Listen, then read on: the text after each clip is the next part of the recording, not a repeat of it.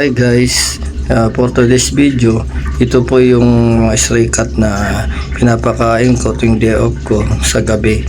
So ito yung mga ilan sa mga stray cat na pinapakain ko sa araw. So sa gabi dito ko sila pinapakain kasi maliwanag at para makita nila yung pagkain nila.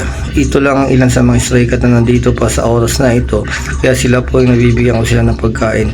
Ito yung ginagawa ko lang naman po tuwing day off ko kasi wala akong time magpakain sa gabi at nasa park po ako. So sa umaga doon ko sila pinapakain sa bakat ni lote kasi para hindi naman po nagiging sagabal sila dito sa gilid ng daan.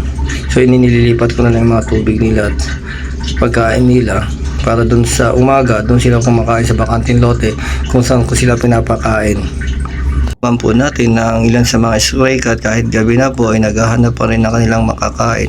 So malaking bagay po para sa kanila mabigyan at mapakain ko sila kahit sa isang gabi lamang po. So